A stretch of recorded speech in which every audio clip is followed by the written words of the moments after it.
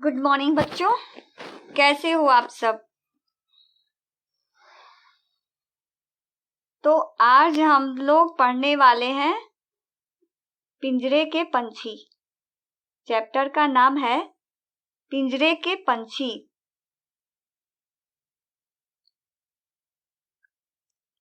तो आइए हम लोग पढ़ते हैं क्या है इसमें। आगे कवि जो है इसके जो कवि हैं वो रविंद्रनाथ टैगोर हैं और उन्होंने इस कहानी को एक यानी कि पक्षी के जो दर्द भरी कहानी होती है उन्होंने इस कहानी के माध्यम से कहने की कोशिश की है। तो आइए हम लोग इसको पढ़ते हैं कि वो क्या कहना चाहते हैं इस कहानी के जरिए। हमारा घर बहुत बड़ा था। आसपास के घर बहुत बड़े बड़े थे। कई घरों की छतें एक दूसरे से सटी हुई थी। मोहल्ले के लड़के जो हैं वहां पतंग उड़ाते। रंग बिरंगी पतंगे उड़ती हुई बहुत अच्छी लगती। पतंगों के साथ साथ उड़ते पक्षी बहुत भाते। कई बार तो डार उड़ती दिखाई देती। ऐसा लगता मानो पक्षी हमारी पतंगों के साथ होड़ लगा रहे हों कि कौन ऊंचा उड़ता है। उन दिनों लोगों को घरों में पक्षी पालने का बहुत शौक था। हर घर के बरामदे में कई पिंजरे लटके रहते थे। हर घर के बरामदे में कई पिंजरे लटके रहते थे, ऐसा कवि कह रहे हैं। रंग बिरंगी चिड़िया बंद पिंजरों में चीखती चिल्लाती फड़फड़ाती रहती। उनकी दर्द भरी आवाजों से मेरा मन दुखी हो जाता है ना। कवि यहाँ पे मतलब इस वाक्य में बोलना चाहते हैं कि उनकी दर्द भरी आवाजों से मेरा मन दुखी हो जाता था, है ना। मुझे विस्तृत नीले आकाश में उड़ते हुए पक्षी ही अच्छे लगते थे। उनकी मझली भाभी को भी अपनी सहेलियों की देखा देखी चिड़िया पालने का बहुत शौक हुआ।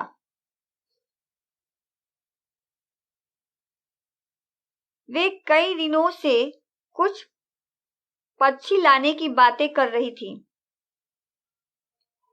मेरे कानों में भी भनक पड़ी। मैंने भाभी से विनती की वे पक्षियों को न लाएं। पिंजरे में कैद पक्षी अच्छे नहीं लगते, है ना। कवि ऐसा कह रहे हैं इस वाक्य में कि मुझे पिंजरे में कैद पक्षी अच्छे नहीं लगते। चलिए हम लोग इसका छोटा सा एक टिप्पणी समझ लेते हैं। क्या कहते हैं भावार्थ, है ना, जिसे हम लोग भावार्थ बोलते हैं, वो हम लोग समझ लेते हैं कि लेखक का जो घर था वो बहुत बड़ा था, है ना। और उनके आसपास यानी कि उनके सटे अगल बगल की जो घरें थी वो भी क्या थी, वो भी सटी हुई थी और बड़ी बड़ी थी। मोहल्ले के लड़के जो थे वे वहां पे पतंगे उड़ाते थे। रंग बिरंगी उड़ते पतंगों के साथ उन्हें उड़ती हुई चिड़िया भी अच्छी लगती थी, है ना। किसे? लेखक को। मैंने आप लोगों को पहले भी बताया ना कि इसके लेखक जो है वो रविंद्रनाथ टैगोर हैं। तो कवि जो हैं उनको पतंगों के साथ साथ उड़ते पक्षी भी जो है वो उन्हें बहुत भाते थे, बहुत अच्छे लगते थे, है ना। तो पतंगों के साथ साथ उड़ते पक्षी उन्हें भाते थे। उन्होंने ये भी कहा है कि कई बार तो डार उड़ती दिखाई देती थी। डार क्या भाई? सोचोगे ना थोड़ी देर के लिए कि डार क्या होता है। जैसे डार मतलब जैसे मान लो कि किसी चीज का समूह ले लो, है ना। किसी भी चीज का समूह ले लो, कोई पशु पक्षी मनुष्य, किसी चीज का समूह ले लो, है ना, उसी को हम लोग बोलते हैं डार, है ना। तो उसी तरह पक्षियों का डार जो होता है वो आकाश में उड़ते हुए लेखक को दिखाई देता है ना। पक्षियों का एक झुंड, एक समूह जो होता है वो उड़ते हुए उनको आकाश में दिखाई देता है।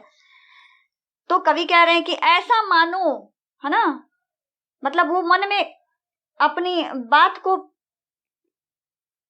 कहने की कोशिश कर रहे हैं कि ऐसा मानो, कल्पना करने के लिए कह रहे हैं कि सोचो, ऐसा मानो ना कि मतलब क्या कहते हैं उसे, कि ये हमारी पतंगों के साथ होड़ लगा रहे हो।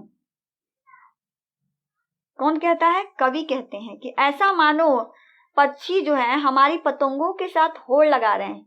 किसकी पतंगों के साथ? कवि जो है वो भी पतंग उड़ा रहे हैं, तो वही बोल रहे हैं कि ऐसा मानो, है ना, कि मेरी पतंगों के साथ, है ना, पक्षी जो है वो होड़ लगा रहे हैं। होड़ क्या? होड़ क्या बताओ, कौन जानता है? होड़ किसे कहते हैं? जिसे बाजी लगाना। जैसे तुम लोग कबड्डी खेलते हो ना, तो उसमें 2 टीम होती है, एक आमने एक सामने, तो तुम लोग उसमें हार जीत लगाते हो ना कि कौन जीतता है, जो जीतेगा उसको ये देंगे, जो हारेगा उसको नहीं मिलेगा। उसी को हम लोग क्या बोलते हैं? होड़ बोलते हैं ना। यानी कि वो होड़ लगा रहे हैं, यानी कि बाजी लगा रहे हैं, ठीक है ना। तो वही यहाँ पे कवि कहना चाहते हैं कि मेरी पतंग के साथ मानो पक्षी जो है वो होड़ लगा रहे हैं, यानी कि बाजी लगा रहे हैं कि देखा जाए कौन ज्यादा ऊपर उड़ता है, सबसे ऊंचा उड़ता है ना। ठीक है, उसके बाद से वो क्या कह रहे हैं आगे हम लोग देखा जाए कि उन दिनों लोगों को घरों में भी पक्षी पालने का शौक था। किस समय? उस समय, है ना, सबके घरों में चिड़िया पालने का शौक हुआ करता था। हर घरों के बरामदे में उस समय चिड़िया जो है पिंजरे में बंद लटकी रहती थी, है ना। पक्षी जो है वो लटकी रहती थी दरवाजे पे। पहले लोग जो है वो चिड़िया पालते थे, तो अपने घर के दरवाजे पे चिड़ियों का एक जैसे होता है चिड़िया झुंड में, कुछ लोग तो झुंड में भी पालते थे, जैसे 4-5 या फिर बहुत सारा, है ना। तो खैर छोड़ो, हम लोग को उससे कोई मतलब नहीं है। यहाँ पे हर घर में जो चिड़िया पालने का जो शौक था, वो सबके दरवाजे पे एक एक पिंजरा लटका रहता था। एक पिंजरा क्या, 2-2 कई पिंजरे, जिसमें चिड़िया को चीखने चिल्लाने की आवाज वो सुनते रहते थे। बहुत उन्हें बुरा लगता था ये देख करके, है ना। तो खैर वो सब हम लोग आगे पढ़ते हैं,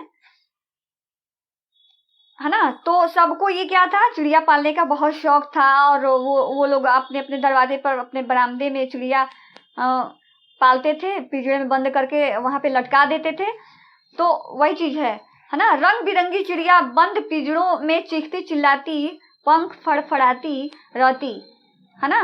पंख जो है वो अपनी सुर में, अपनी आवाज में, अपनी भाषा में भी कह सकते हो, है ना, वो चीखती रहती थी, चिल्लाती रहती थी, पंख फड़फड़ाती रहती थी, लेकिन उसका दर्द कोई नहीं समझता था, है ना।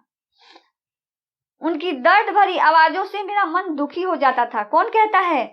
कवि कहते हैं, रविंद्रनाथ टैगोर जी कहते हैं कि उनकी दर्द भरी आवाज, है ना, सुन करके, देख करके मेरा मन क्या हो जाता था? दुखी हो जाता था, है ना। मुझे विस्तृत नीले आकाश में उड़ते हुए पक्षी ही अच्छे लगते थे। कौन कहता है भाई? कवि कहते हैं कि मुझे विस्तृत मतलब क्या? जैसे लंबा चौड़ा, जिसका हम लोग अंदाजा नहीं लगा सकते हैं कि ये कहाँ से स्टार्ट है, कहाँ तक अंत हुआ है ना। लंबा चौड़ा जहां तक चला जाए, उसी को हम लोग क्या बोलते हैं? विस्तृत बोलते हैं, है ना। तो कवि यहाँ पे बोल रहे हैं कि मुझे विस्तृत यानी कि लंबा चौड़ा आकाश में, है ना, गगन में, नीले गगन में उड़ते हुए पक्षी मुझे क्या लगते थे? अच्छे लगते हैं, है ना, भाते हैं। अब आगे वो क्या कह रहे हैं हम लोग पढ़ते हैं ना। मेरी मंझली भाभी, लेखक की जो मंझली भाभी है ना, उनको भी चिड़िया पालने का शौक हुआ। क्यों भाई? तो अपने सखियों की देखा देखी हुआ चिड़िया पालने का शौक, है ना। वे कई दिनों से कुछ पक्षी लाने की बात कर रही थी। कौन भाई? उन लेखक की जो मछली भाभी है वो, है ना, कई दिनों से वो चिड़िया पालने के लिए वो घर लाने की बातें करती थी। मेरे कानों में भी भनक पड़ी। किसके कान में भाई, बताओ किसके कानों में भनक पड़ी? मेरे कानों में, यानी कि लेखक के कानों में भी ये बात भनक पड़ी। यानी कि कोई बात हम लोग कहीं सुनते हैं तो उसी को हम लोग क्या बोलते हैं, भनक बोलते हैं, है ना। हालांकि कोई कहता नहीं है, लेकिन किसी से सुनने को मिल जाता है ना, तो वही इनकी भाभी उनसे नहीं बोली है, लेकिन वो किसी से होता है ना कि हम यहाँ सुने, हम वहां सुने हैं, पता नहीं सच है कि झूठ है क्या नहीं है। तो वही बात यहाँ पे कवि कह रहे हैं कि मेरे कानों में भी भनक पड़ी, है ना। तो उन्होंने अपनी भाभी से जाकर कहा कि भाभी आप पक्षियों को घर न लाएं, है ना। कवि जो है अपनी भाभी से बोलते हैं कि भाभी आप पक्षियों को घर न लाएं, है ना। तो उनकी भाभी क्या कहती हैं, हम लोग आगे देखा जाए। पिंजरे में कैद पक्षी अच्छे नहीं लगते। कौन बोलता है? अभी तो लेखक ही बोल रहे हैं कि भाभी से कि भाभी आप पक्षियों को घर न लाएं, है ना। पिंजरे में कैद पक्षी अच्छे नहीं लगते हैं, है ना। बोलिए ना कि पिंजरे में कैद पक्षी अच्छे नहीं लगते हैं। ठीक है, तो आप लोगों को यहां तक समझ में तो आया होगा ना, आ गया है ना। ठीक है, तो अब मैं आप लोगों को इसका अर्थ बताती हूँ। मैंने अभी छोटा सा एक टिप्पणी कहा ना इसके ऊपर, अब मैं आपको इसका अर्थ समझा दे रही हूँ कि हमारा घर, लेखक बोल रहे हैं कि हमारा घर जो है ना, हमारा घर बहुत बड़ा था, है ना। आसपास की घरें भी जो है वो भी क्या थी, बड़ी बड़ी उनके घर के आसपास जो है वो भी बड़े बड़े थे। कई घरों की छतें एक दूसरे से सटी हुई थी। लेखक बोल रहे हैं कि कई घर ऐसे हैं जो मेरे घर से भी वो क्या थी, सटी हुई थी। मोहल्ले के लड़के वहां मेरे मोहल्ले के लड़के जो हैं वहां पे पतंग उड़ाते हैं ना। रंग बिरंगी पतंगे उड़ती हुई बहुत अच्छी लगती। किसको भाई अच्छी लगती? लेखक को अच्छी लगती। मोहल्ले के लड़के जो हैं वहां पे पतंग उड़ाते थे, है ना, और रंग बिरंगी उड़ती पतंगे लेखक को बहुत अच्छी लगती थी, है ना। पतंगों के साथ साथ उड़ते पक्षी भी उन्हें बहुत भाते थे। किसे? लेखक को भाते थे, है ना। आगे हम लोग फिर मतलब ये बोल रहे हैं, कई बार तो डार उड़ती दिखाई देती। डार मतलब क्या, आप लोग को बता चुके हैं ना टिप्पणी में, यानी कि एक छोटा सा जो आप लोग को टिप्पणी बताया उसमें हम आप लोग को बता चुके हैं कि डार मतलब क्या होता है भाई। डार मतलब पक्षियों का समूह या झुंड ले लो, है ना, जो एक साथ उड़ते हैं, एक साथ जाते हैं, एक साथ आते हैं, कहीं भी जाते हैं तो एक साथ उड़ते हैं, जाते हैं, आते हैं, ठीक है ना। उसी को हम लोग बोलते हैं डार, है ना। दिखाई देती थी कहाँ? आकाश में, है ना। ऐसा मानो पक्षी हमारी पतंगों के साथ होड़ लगा रहे हैं, है ना। कवि जो है वो कह रहे हैं कि ऐसा मानो, यानी कि सोचो, वो अपनी बात को कह रहे हैं कि ऐसा मान लो आप, है ना, कि मेरी पतंगों के साथ पक्षी जो है वो होड़ लगा रहे हैं। होड़ का मतलब आप लोग को मैं अभी बता चुकी हूँ भाव में, भावार्थ जो अभी मैंने एक छोटा सा आपको टिप्पणी दिया ना उसी पे। तो ऐसा मान लो आप कि जैसे होता है ना होड़, एक बाजी लगाना जिसमें हार जीत होता है ना, कि हम जीतेंगे तो ये करेंगे और आप जीतोगे तो ये होगा, या आप हारोगे तो ऐसे होगा वैसे होगा। वही चीज यहाँ पे कवि बोल रहे हैं कि मेरी पतंग के साथ, कवि जो है वो भी पतंग उड़ा रहे हैं आकाश में, और उनकी पतंगों के साथ पक्षी जो है वो होड़ लगा रहे हैं। होड़ का मतलब बाजी लगा रहे हैं कि चलो देखा जाए कौन ऊंचा उड़ता है ना।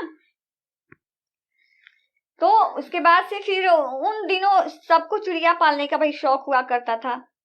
आप लोग जो उस समय के लोग थे वो चिड़िया बहुत पालते थे, है ना। पिंजरे में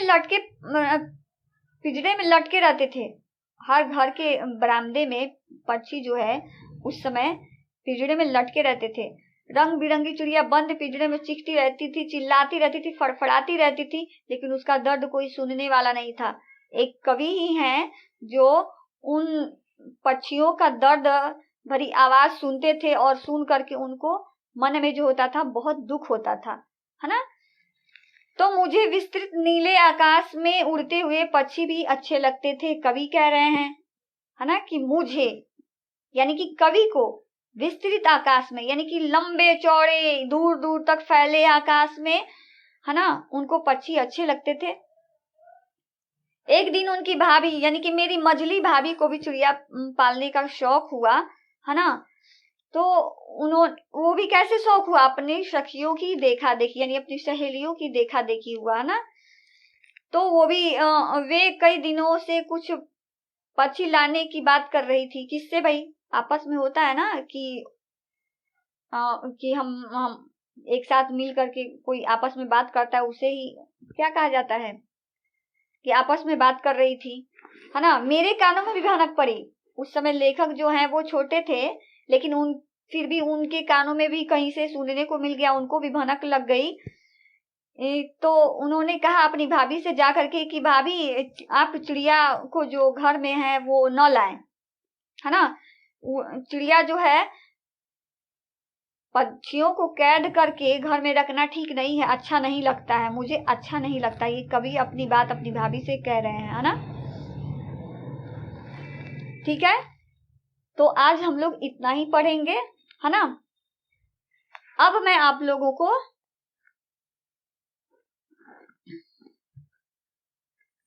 कुछ वर्ड्स दे रही हूं जिसको आप लोगों को बनाना है ना। ठीक है, मैं आप लोगों को फिर से मैं याद दिला रही हूं कि आप लोगों को मैं कुछ वर्ड्स दे रही हूं जिसको आप लोगों को बनाना है ना। यानी कि एक वर्ड्स को 5-5 बार लिखना है, ठीक है ना। अब मैं बोल रही हूं, आप नोट कर लो। पक्षी, फिर से मैं बोल रही हूं, पक्षी, ठीक है। दूसरा वर्ड है पिंजरे, दूसरा वर्ड है पिंजरे। अब तीसरा वर्ड है फड़फड़ाती, तीसरा वर्ड है फड़फड़ाती, ठीक है। अब चौथा वर्ड मैं बोल रही हूं विस्तृत, विस्तृत,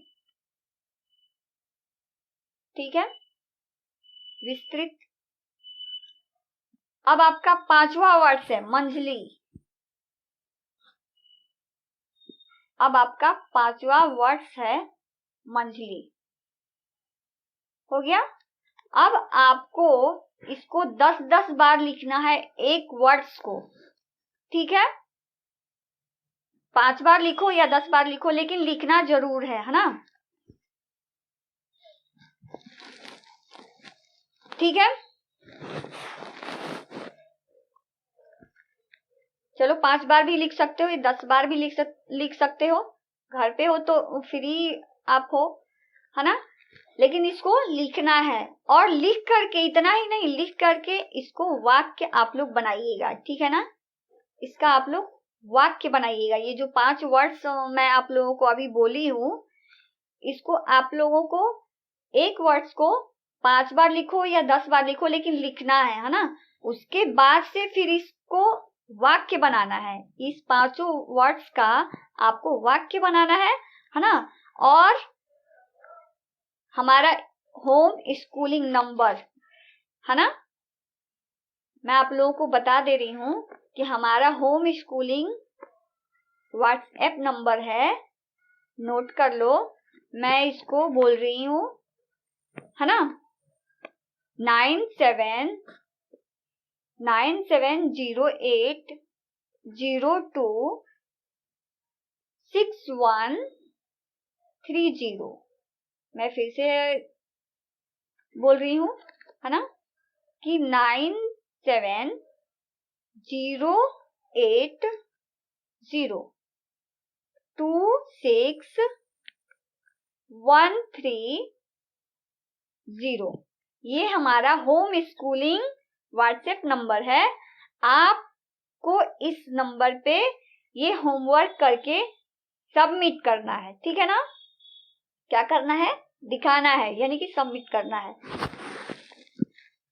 ठीक है? फिलहाल के लिए आज इतना ही काफी है। मिलते हैं हम लोग फिर नेक्स्ट वीडियो में इसी चैप्टर के साथ, है ना? तो आप लोग रेडी हो ना? रेडी रखना, है ना? और इस व्हाट्सएप नंबर पर दिखाना मत भूलना, ठीक है? फिलहाल के लिए इतना ही काफी है। मिलते हैं हम लोग फिर नेक्स्ट वीडियो में इसी चैप्टर के साथ। Take care, bye bye.